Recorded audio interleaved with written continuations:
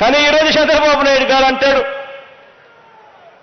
ఈ 6 కాదు, ఈ 6కు శాంపుల్లు మాత్రమే అని చెప్పి. ఆశ్చర్యం ఏమిటో తెలుసా? మీ బిడ్డ చేస్తా ఉన్న ఈ మంచి కార్యక్రమాలలో కొన్ని కార్యక్రమాలు, మీ బిడ్డ చేసే కొన్ని కార్యక్రమాలు ఎవరికైనా కూడా టచ్ చేయడానికి కూడా ధైర్యం సరిపోదు.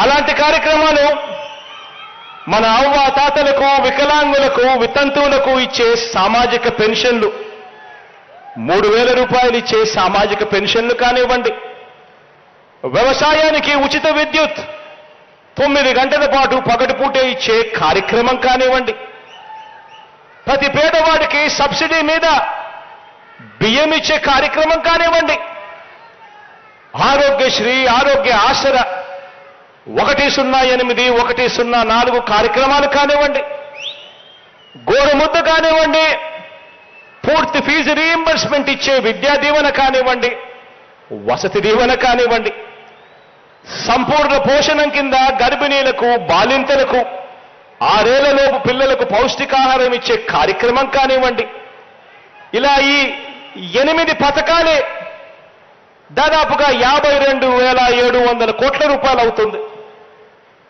ఎవరైనా రద్దు చేయాలన్నా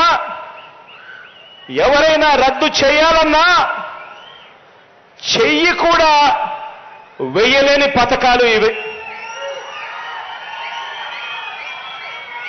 మరి ఈ 52,700 కోట్ల రూపాయలు ఈ పథకాలకు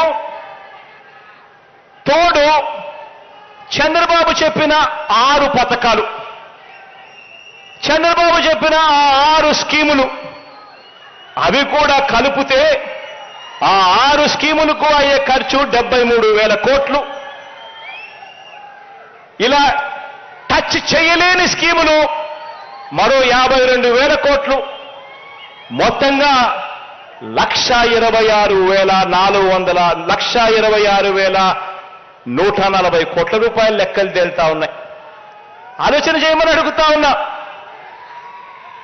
మరోవైపు మీ బిడ్డ సంవత్సరానికి 70,000 కోట్ల రూపాయలు ఇచ్చే కార్యక్రమం కూడా చాలా కష్టపడితే వ్యవస్థలో విపరీతమైన మార్పులు తీసుకొస్తే, ఎక్కడా కూడా లంచం అనేది లేకుండా చేస్తే, ఇంతగా పారదర్శకత చేస్తే, కష్టపడితే 70,000 కోట్ల రూపాయలు ఇచ్చే పరిస్థితి మీ బిడ్డ చేస్తా ఉంటే, గతంలో ఏమీ చెయ్యని ఈ వ్యక్తి, ఏ స్కీము పెట్టని ఈ వ్యక్తి, ఏ మంచి చెయ్యని ఈ వ్యక్తి, గత చరిత్రంతా కూడా మోసాలకే పరిమితమైన ఈ వ్యక్తి ఈ రోజు మీ బిడ్డ 70,000 కోట్లు ఇస్తా ఉన్నాడు సంవత్సరానికంటే, లేదు కాదు 1,26,000 కోట్ల రూపాయలు నేను ఇస్తాను అని అంటా ఉన్నాడు అనంటే, ఆలోచన చేయమని అడుగుతా ఉన్నాను. ఇది అయ్యేదా? మళ్ళీ మోసం చేయడం కాదా అని ఆలోచన చేయమని అడుగుతా ఉన్నా. రాజకీయాలలో ఎప్పుడైనా కూడా ఒక్కటి గుర్తుంచుకోండి. ఎందుకనంటే మీరంతా కూడా రేపొద్దున బావి లీడర్లు కావుతారు. ఈరోజు మీరు చేస్తా ఉన్నవి సేవా కార్యక్రమాలు రేపొద్దున మిమ్మల్ని అందరినీ బావి లీడర్లుగా నిలబడతాయి. కానీ ఒక్కటి గుర్తుపెట్టుకోండి, లీడర్ అనేవాడు ఎలా ఉండాలి అనంటే, లీడర్ నోట్లో నుంచి ఒక మాట వస్తే ఆ మాట కష్టమైన నష్టమైన ఆ మనిషి ఆ మాట మీద నిలబడతాడు అన్న నమ్మకం ప్రతి పేదవాడిలోనూ ఉండాలి.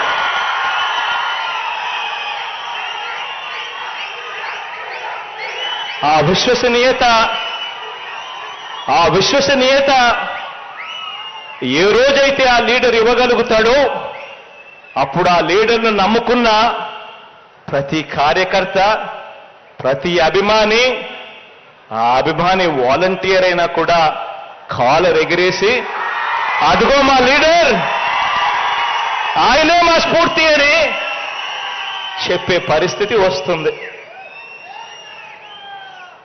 ఈరోజు చంద్రబాబు నాయుడు గారి పాలన 1994లో తీసుకున్నా, 1999లో తీసుకున్నా, 2014లో తీసుకున్నా కూడా చంద్రబాబు నాయుడు ఇచ్చిన మేనిఫెస్టో